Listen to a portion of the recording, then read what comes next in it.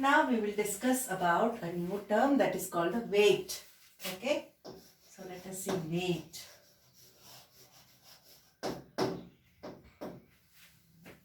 Now weight is actually the force with which earth attracts a body towards itself. Okay, you know that when you hold a heavy thing in your hand, like a shot put, if you hold it, isn't it a shot? If you hold it like that, what will happen? Your hand will go down. So you can feel that weight. Okay. So what is weight? Whenever you think about weight, remember weight is a force. Okay. It is a force with which earth is attracting a thing downwards. Okay. So that is the weight. Now, like if I take this pomegranate in my hand, when I hold it, I can feel that it is pressing downwards. Okay. So that force with which the earth is attracting this towards itself. How do we know that earth is attracting? If I leave this, what will happen? It will not go up. It will always come down. So the earth is trying to attract all objects in the downward direction. Okay. So this force with which earth is attracting a body towards itself, that is called weight. So what is weight? Weight is the force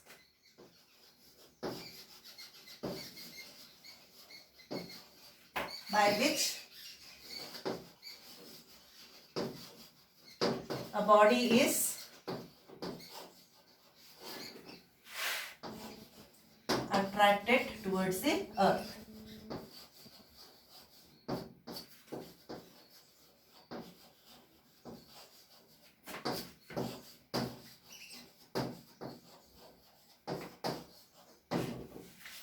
So there is a difference between mass and weight. Okay, mass was the quantity of matter contained in a body. But when you talk about weight, you have to say it is the force with which earth is attracting a body towards itself. Okay. Now the SI unit of weight. Now we know that what is weight? It is a force. So the unit of weight will be the unit of force, and the unit of force is Newton. So here I can say SI unit of force is Newton, or if I write in full, I should write it as small letter Newton. I don't write it as Newtons. Okay, and I don't write a capital N here. So it is Newton, and when I write it with a single letter, I will write it as capital N. Okay, so what is the SI unit of force? It is Newton. Now how is it measured? How do you measure weight? Okay, we measure weight by using a spring balance. The weight of a body is measured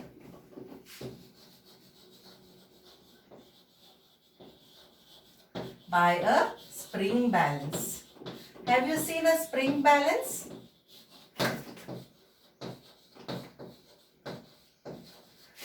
A spring balance is that instrument that is used when somebody goes to, for traveling in the internationally they go. So, or anyway, if you are going on a flight, you know that we have to carry only a certain amount of baggage.